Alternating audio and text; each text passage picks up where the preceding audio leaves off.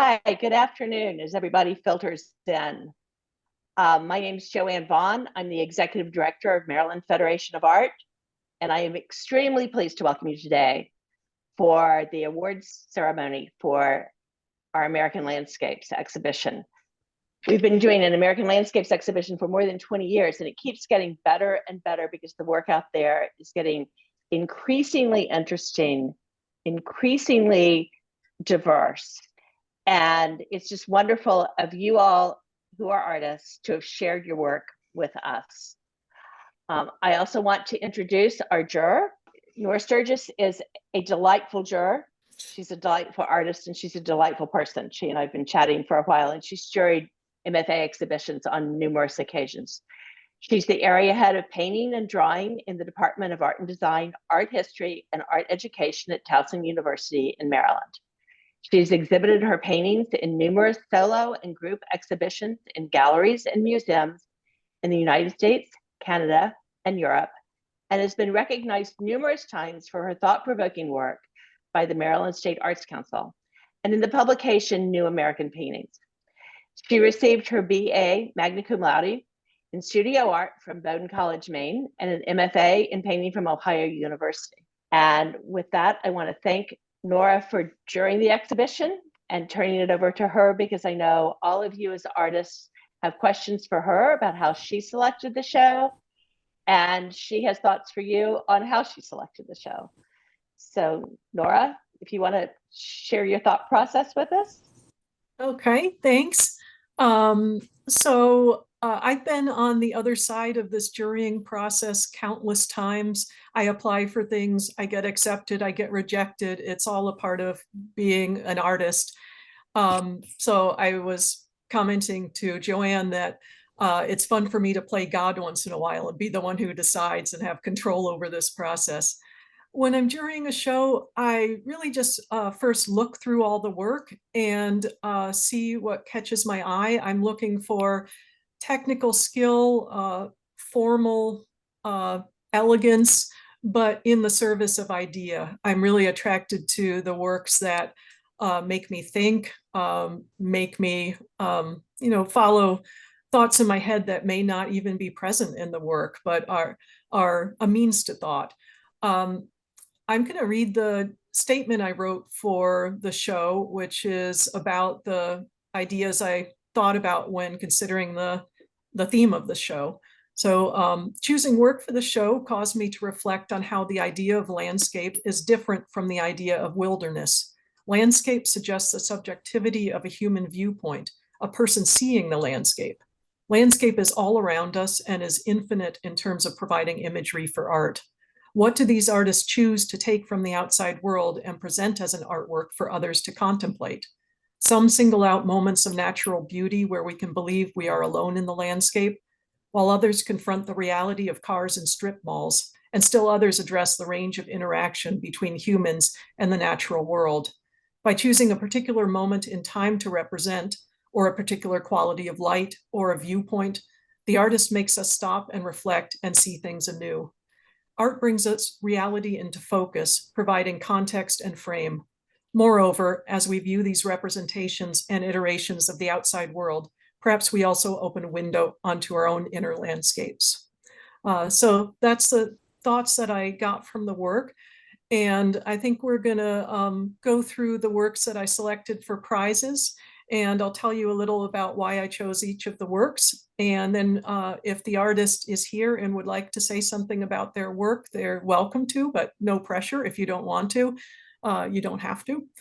So we're first going to do their 5 honorable mentions. And the first goes to Sims Gardner for his painting McKeldin Planetarium, St. John's College, Annapolis. The first thing that struck me about this painting was the beauty and subtlety of the color, how this artist really captures the color of light itself. I also respond to the use of mark making and painting tools to describe textures in the subject, to contribute to the sense of light falling across these surfaces, and to enliven the surface of the physical object of the painting itself. I thought that a planetarium, which is a man-made structure designed for observation of nature, was an interesting subject in relationship to the theme of the show. So, Sims, do you want to say anything about your painting? Yeah, yeah, sure.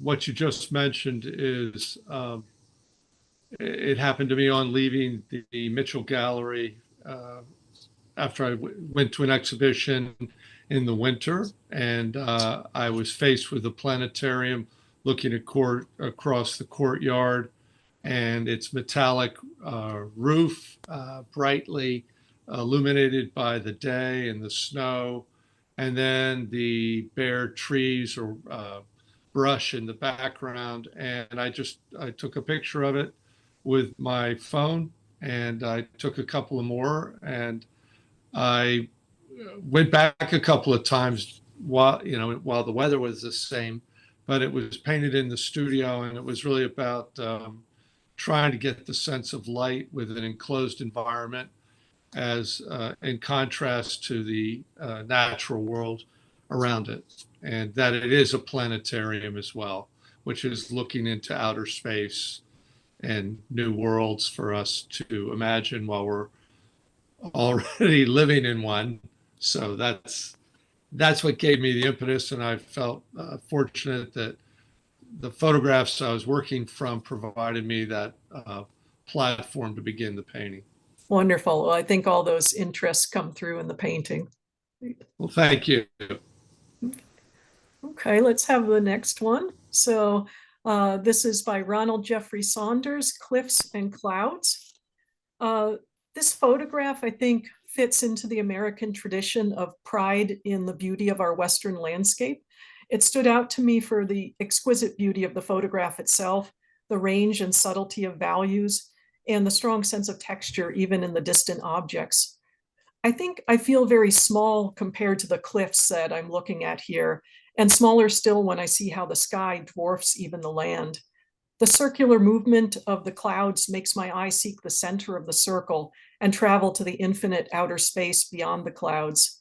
The image makes me feel the vastness of nature compared to the smallness of the human seeing it. Let's go on to the next honorable mention. So this is Kenneth Bachman, Potomac River Gorge. I think that a question I considered frequently when choosing work for the show was, what can painting do that photography can't? How are the two media different? Because most of the submissions were one or the other. I really feel the artist's presence and sensibility especially intensely in this painting. Everything in the image has a weight and a turbulence to it. The foreground water is literally turbulent, but the water overall is animated and doesn't ever seem to lie perfectly flat. The rocks are similarly turbulent, activated by the painterly mark making. The trees don't have the graceful ease that you typically see, but are instead tense and vibrating. The sky, which usually sits back lightly in a painting, is here dense and almost viscous and seems to be actual matter moving around the trees. I recognize the image as related to landscapes I've seen, but this painting interprets the landscape into its own world. Let's move on to the next then. Okay, so this is Wayne Gunther, Bisected Infinity. This one is an image that I appreciate mainly for its abstract formal qualities, the drama of all these lines, the slight spatial confusion I see when I look at this. It seems almost like two pictures in one. There's the standard one-point perspective down the train tracks on the left, but there's also what seems like a similarly complete view down the road to the right. I enjoy how my brain shifts back and forth between the two views that seem to overlap in this picture. Is Wayne here? I am, Nora. I appreciate your comments. It's pretty much what led me to this particular point on the landscape there when I brought the camera up. This is in southeast Washington State, the Palouse region, and I was out photographing mostly landscapes that day, and we stopped for a drink of water, I guess, in a small town. I had a grain elevator and a couple of buildings, and I walked down the road and hit this bisection point and just stopped in wonder and it captivated me, so I took the shot. That's about it. Okay, great, thank you. Lucky day you stopped there. Okay, let's move on to the next. And this is Titans by Mark Cassino. This photograph fits into the tradition of landscape photography. It's beautifully crafted with delicate values and sense of light. The image shows two trees growing together, and I think they easily become like figures and encourage a metaphorical reading related to human relationships. So that's what interested me in this. Is Mark here? Hi, I just wanted to say, this is Mark Cassino. Thank you for the comments on my photo Titans. And the only comment I wanted to share is that I've been photographing trees in this area for some time, this kind of wild area here in Michigan. And those were a pair of trees I ran into about 7 or 8 years ago and lost track of, couldn't figure out where I had seen them. So last year when I stumbled into them again, at the time I took that photo, I was just feeling really happy to have located them again so I can kind of keep in touch. So that's all I wanted to share, and thank you. Wonderful. Okay, why don't we go on to the next slide then? So these are the Jurors' Choice Awards. They're all equal. And the first one is to Mary Beth Muscara, The House of the King. Much of my interest in this painting comes from the ambiguity and mystery of the structure we see. At first, I wondered if it could even be something made by animals. I didn't see evidence of beavers in the area, but I was thinking of them. And then my mind turned to perhaps a hunter's blind, or maybe someone simply clearing land, making a pile of debris, or it could just be something that happened naturally, some vines that later died. But whatever the structure is, it points to some kind of past life of the landscape. It makes me think of another moment in this landscape. And in this way, this painting holds the idea of time for me. And that was my interest in it. Is Mary Beth here? I really like your comments about the painting. It was just, yes, a debris pile. I just came upon it when I was hiking in Maine. And I was very interested in the sense of longing in a way that I felt standing in front of it. It was a very big pile, and I wasn't sure I could paint it at all. I photographed it and then went home and looked at it. And the title comes from a Rumi quote, and I'm not going to remember the whole thing, but it basically talks about, Rumi is always talking about the heart. And the quote is something like, you know, the house of the king is basically the longing of the heart. And standing in front of this debris pile, I felt that very strong sense of longing, which I feel often when I'm hiking or when I come across something large and seemingly random, but that holds together and makes a lot of sense, if you will. Mm-hmm. So I was, really excited that I fought my way into making this into a painting, because it holds, as with a lot of my sculpture and painting, I'm interested in recreating that sense of holding the presence in the work that is experienced in person. So I was really happy that it was chosen for the show. And I have to admit, looking at your painting, I thought, boy, that would be a pain to paint. It was. I Yeah. had to really fight to figure it out. Yeah.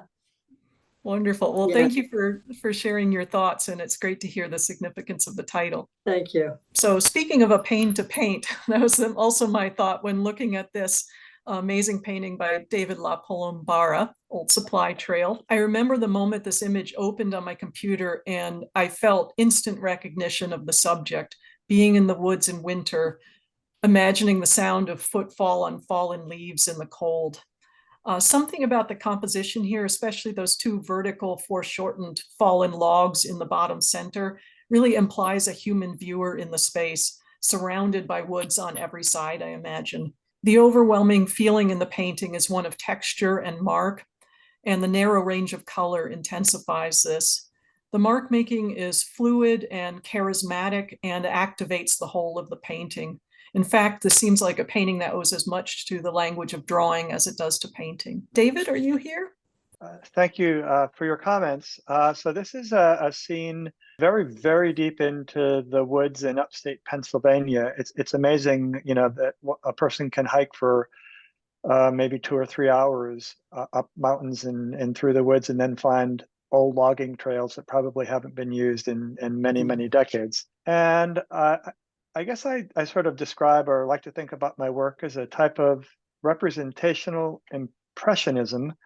They're not exactly plein air paintings. I didn't do it on site, but they're very quickly painted in one session. Sometimes in my landscape paintings, I like to think that I paint places that I would rather be or wish I was still there. Wonderful, thank you. Yeah, thank you. Okay, this is Sherry Inslee, Ghost Forest series. This image makes me think of the difficulty of truly escaping human presence in the landscape. The viewpoint seems pretty deep in the landscape. We're surrounded on all sides by this underbrush, but when we look up, we see the electrical poles. And in fact, they're even reflected into the water very near us. I also end up thinking about a progression from a completely natural place to one with more and more man-made presence. The electrical poles are all strong and confident looking, and hidden among them on the right, I notice a couple sickly looking decaying tree trunks that at the end of their life perhaps are being replaced by poles. So this image for me contains within it a sense of the past of the landscape and the future of the landscape. Sherry, are you with us today? Thank you.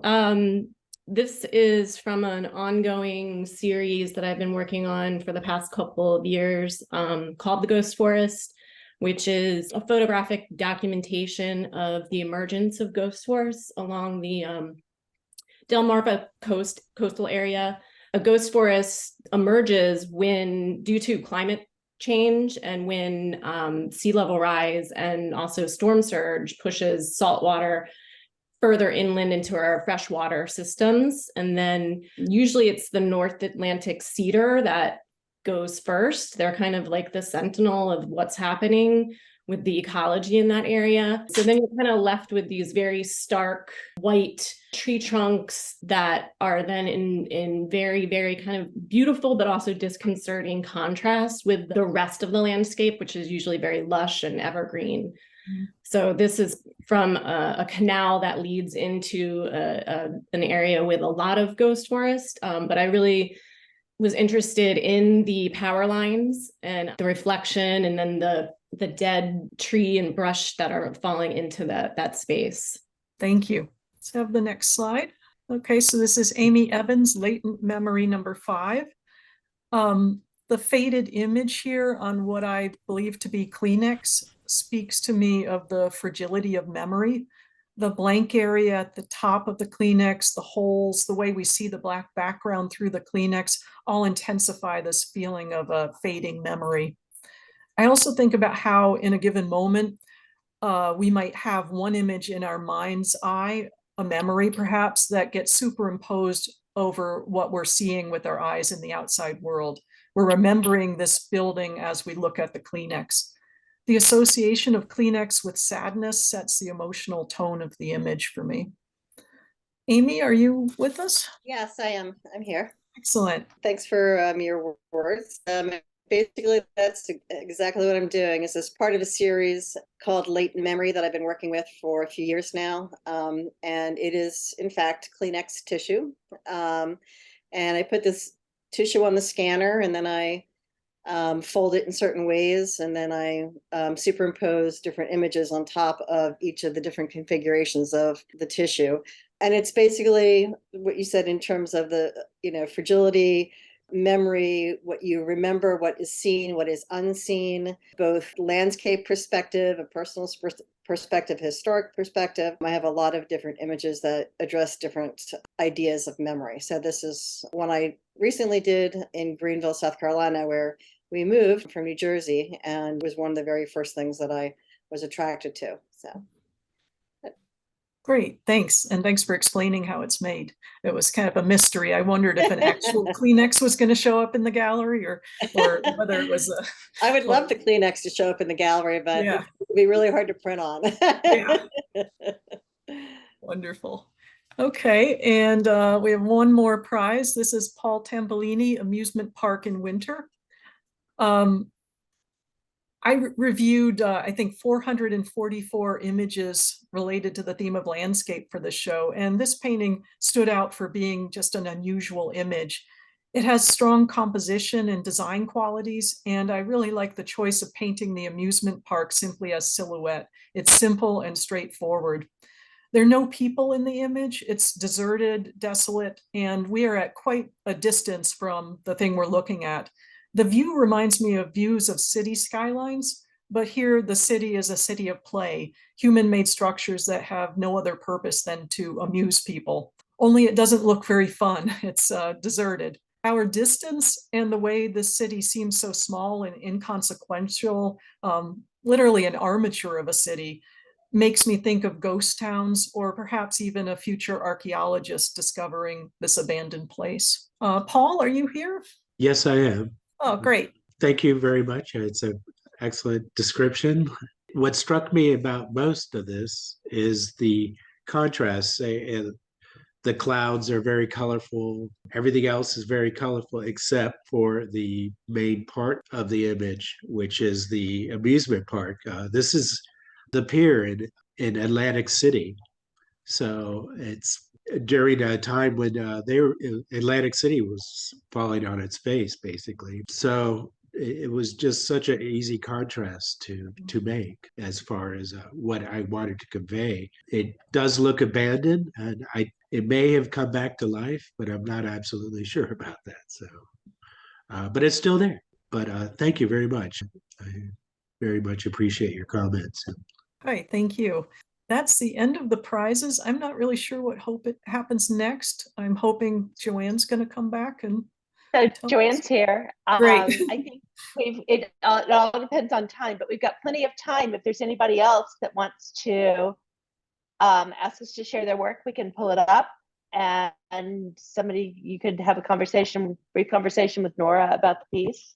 I just hi, I'm Lauren Brumbach. I wanted to ask Nora, you seem to have, you're so thoughtful. I'm just like blown away at every thing you've seen in every single one of these stories and pieces. And I'm sure all of us as artists have created them for our own unique reasons. So I'm just curious what you saw in mine, because I have my own story. So I would love to see what you saw and why.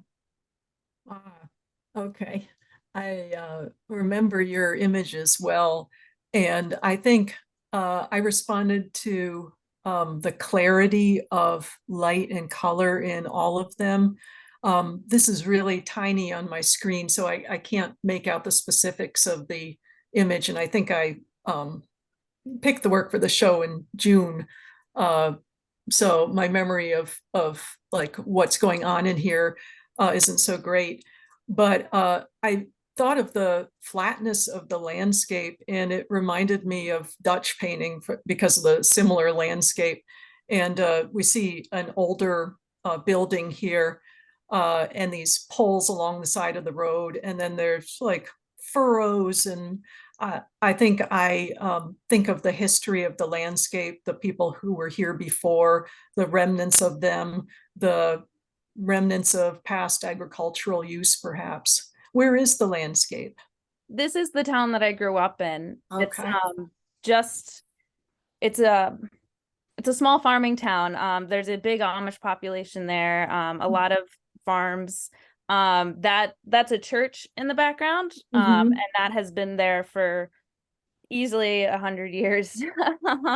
My grandmother was born on the other side of that, and it is very much so an agricultural town, and this particular spot of the town has not changed in decades, if quite possibly a century. Wow. So it sounds like a place with a real sense of history to it. Yeah. Time seems to stand still there.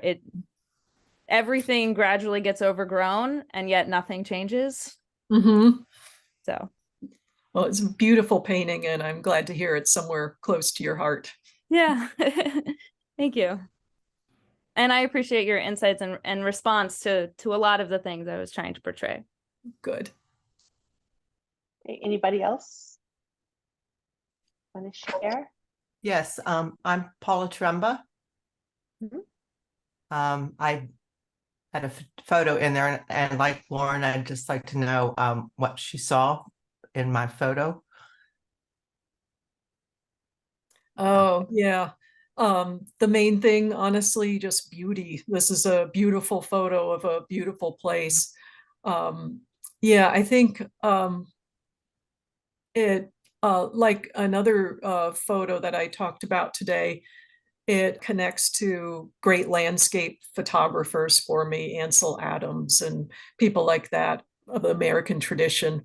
And I like the visual repetition in these rock formations and how they're kind of echoed in a wispier way in the clouds in mirror image. So really nice formally, this photograph. Thank you. What were you thinking about?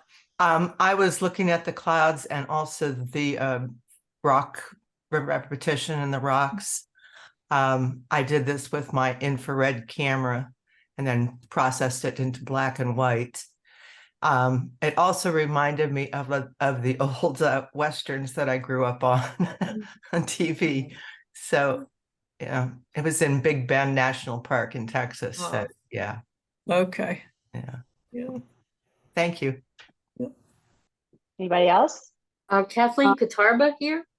Hi, Kathleen. Can you see me? Hi, Joanne. It's so good to How are see you? Good to see you too. I was wondering if Nora, would you say a few words about my painting, The Relic? I really valued what you said in your critique of the paintings, and I'm just curious, what are your thoughts? I'm wondering if I've communicated what I intended to with this painting. So I think like some of the other paintings, I think about the history of this place. This is a really strange building with a door hovering above the ground. And I wonder what used to be there. Like, was there some kind of, porch with stairs, and then the lower door was the door to the basement. So it has some intrinsic mystery to it. But the house doesn't seem dilapidated. So I think that heightens the mystery. I really like the painting technique. It's very lively with the mark making and very unfussy, giving us selective detail just where we need it and leaving other areas more at a blocked in stage. Beautiful color. All the greens you've got in here are lovely. And I love just the atmosphere of light filtering through tree leaves. So what is this place, and thank you. Why paint? This is about a 200-year-old toll house. It's on the Susquehanna River in the Susquehanna State Park, and some from the area may be familiar with it. And it was the toll house for a covered bridge that crossed the Susquehanna, and it was this huge bridge. And the bridge disappeared easily 150 years ago. But there's still interest and carrying the parks system that values this place. And it's one of a number of structures. Some are restored and some not so much. There's an old mill building near this that's actually in the background. So yes, it probably had more accoutrements at some point, but it's just, to me, it was a very lovely thing that does have some mystery. What is this? How was it used? And I love the natural setting there too. That is a sycamore tree in back, and it is a glorious tree. And so many sycamores have disappeared because of the blight. And they seem to communicate with each other in some way about surviving in the human landscape and the natural landscape. So thank you so much. I'm Sharon Fuller, and I would be interested to know what you saw in my painting. The patriarchs from Zion. It was a challenge for me to paint, so I'm interested to see what you thought of that painting. Actually, this painting, the technique intrigued me. Can you explain how it's made? This is made with acrylic paint and also with my own created collage papers using acrylic paint. I use a gel plate and tissue paper to create some of the collage papers. And so it's a combination of the paint and the collage. And the most challenging part was the sky.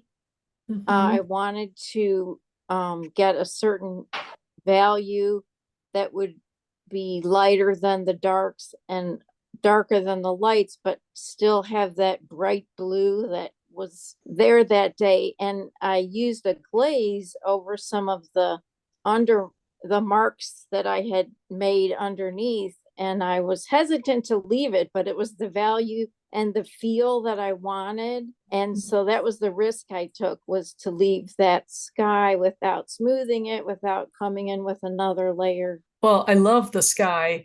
I think that this is a pretty realistic image in the grand scheme of things, but you achieve a balance between abstraction and realism through the sky, which, if we block out the rest of the painting, we've got an abstract painting there. And I think the collage elements, shapes break up along in clear ways, and that contributes to the sense of abstraction in the painting as well. But I think the sky really is adventurous in this, and I don't think it would be as good without that sky. So great job with that. Hi, Nora. My name is Tracy Lambros. I want to thank you for selecting my painting, Red Torbay one. And I was curious what you saw in it. This painting, it was the one that came up first every time I logged into the juror site. So I know it well. I was interested in the ambiguity of the color scheme. It's both very beautiful and very upsetting. Red sky at night, sailors delight. Red sky in morning, sailors take warning.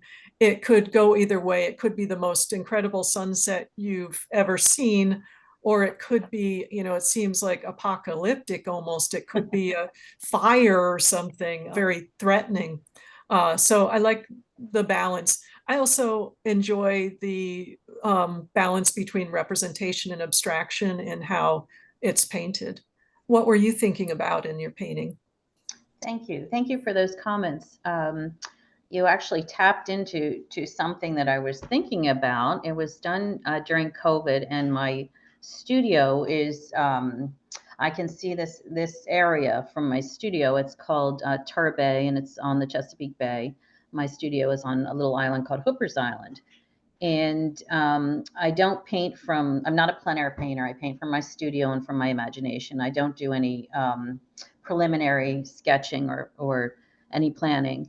And what I was thinking about during this time was everything that was going on during COVID, including all the turmoil politically, the fires in California, and of course, all of the heartache and everything involving COVID. So I was having all of these mixed feelings about being in this place of beauty and while all of this terrible turmoil is going on in the world. And I happened to paint several of my paintings red. And I guess I was, the phrase seeing red comes to mind. So I painted the canvases red, and I just sort of went from there. And I think it's reflected, the ambiguities is reflected in exactly what you were saying, is my very mixed feelings at that time of having this place that I love, and thinking about friends of mine in California who lived in areas which were, basically on fire, and what I would be thinking if somewhere that I loved, if that were happening to me. So all of these mixed feelings. Yeah, I think that really comes through this. Yeah, there's a lot of anxiety, I think, in this image. I appreciate your comments and being selected for the exhibition. Thank you. Does anybody else want to share their work? Hello, this is Paul Tambolini. I would like to hear comments about the other painting that was included in this fantastic exhibition. East River, that's the one. Yeah, I liked this painting a lot as well. There's something kind of old-fashioned about it. It reminded me of Edward Hopper. It reminded me of like children's books of the 1930s or 40s, the tugboat chugging along in the river there. Okay, yeah, it is New York. Okay. Yes, it is. And the helicopter that could be a hero of a children's story, you know, it could have a face on its other side coming in. In your work in general, I like how almost deceptively simple it is stylistically. It's very straightforward and just sort of clearly what it is. And I find your paintings charming, very appealing. And yeah, this painting seemed to be about all the workers. I really saw it, I don't know, it brought me back to reading books to my son where a fire engine is a character or a tugboat. We had a tugboat book, etc. What were you thinking about in this painting? Well, it was just more of a reaction to I took one of those boat trips around Manhattan, and here comes a helicopter to land, and it's just I find New York City such a fascinating place, and this is was influenced very much by Edward Hopper, one of his paintings. Yes, so excellent. So yeah, I got the Hopper vibe, the colors of the buildings in particular, but I love Hopper. Well, obviously I do too. So, but yes, thank you for your comments. So. I'm going to thank you all very much for sharing your artwork with Maryland Federation of Art. We don't believe that artwork does anybody any good under your bed or in your basement. And we really want to work to get it out there, get it in the community. If you happen to be in Annapolis, please stop by the gallery, or if you're coming to the closing reception, I hope to see you there. The work looks fabulous in the gallery. It just really brightens everything up. It's wonderful to see how the work plays off each other, because obviously there is a theme to this. This is a theme show, not a media specific show, but it's interesting to see both in subject matter as well as in media and technique, the different ways that different people approach sort of the same subject. And it's this particular American Landscapes is a very positive show. It's a very happy show, which doesn't always happen either, I will tell you. I want to thank you as artists for sharing your work. I really want to thank Nora for lending her time and her talent to making this exhibition as excellent as it is, and for sharing your thoughts about the work and why you selected it. No, and with that, I hope to see you at the closing reception. And please reach out to us if there's anything we can do in the meantime. Thank you so much. Thank you. Thank you.